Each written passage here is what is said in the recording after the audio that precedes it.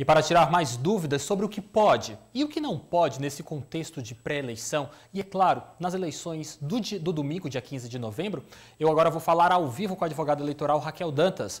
Oi Raquel, boa tarde, seja muito bem-vinda ao Jornal Dia News, tudo bem? Olá, boa tarde, tudo bom, Lívia? Estou à disposição da TV O Dia e é um imenso prazer estar aqui para sanar algumas dúvidas dos eleitores, né, da Sim. sociedade como um todo.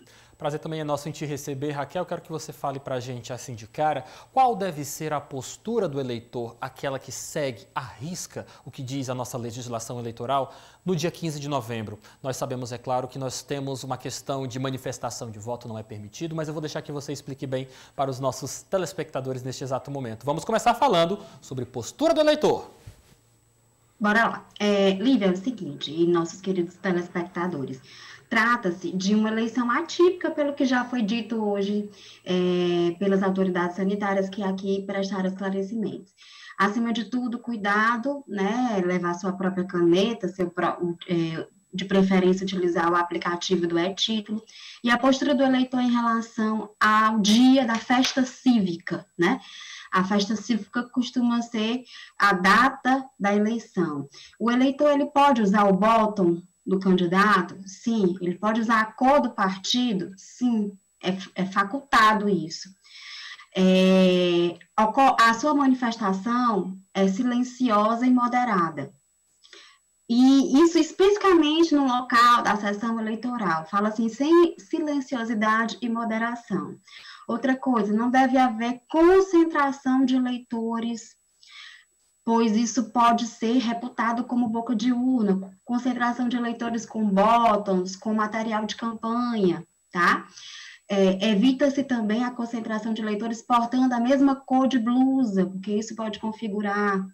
Então, basicamente, a postura do eleitor é encaminhar-se à sua sessão eleitoral com o aplicativo a título, com a sua própria caneta, silenciosamente, moderadamente, exercer a sua cidadania.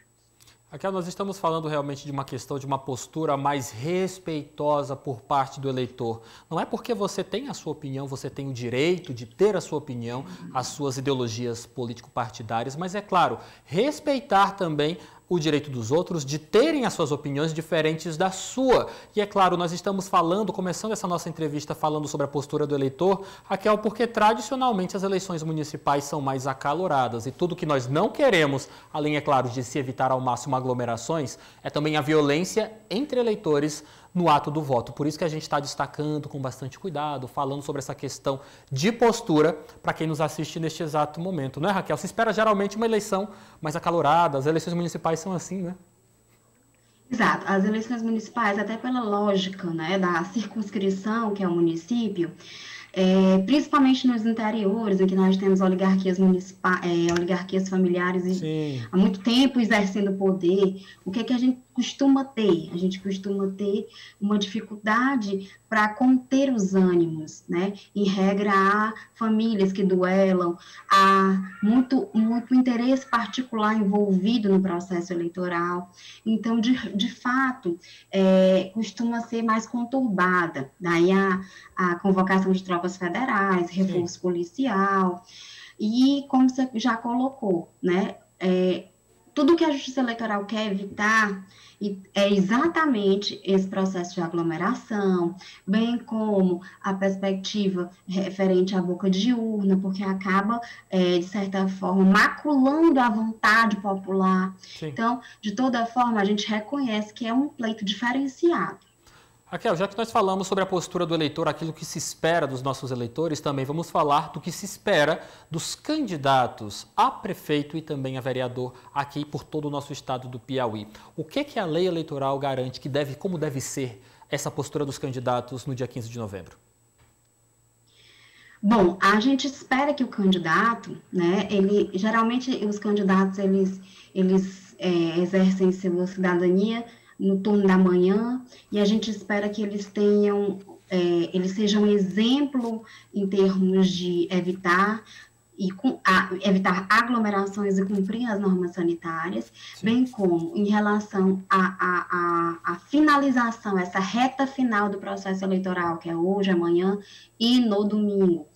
A gente espera que o candidato entenda o cumprimento das normas eleitorais, as vedações sanitárias, bem como as vedações decorrentes da própria lei eleitoral, o que é que pode, o que é que não mais pode, por conta dessa finalização do processo eleitoral. O respeito às normas, ele é necessário, sob pena, inclusive, de o Estado, né, ele tem os seus mecanismos de impor, caso não haja o respeito, com uma conduta natural de respeito, pode haver aí punição com a perspectiva dos crimes eleitorais.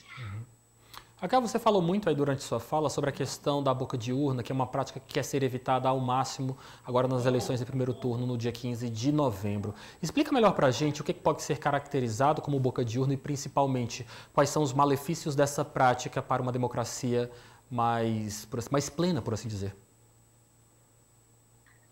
Lívio, boca de urna é uma nomenclatura que se dá àquela propaganda feita na data da eleição, sim, né?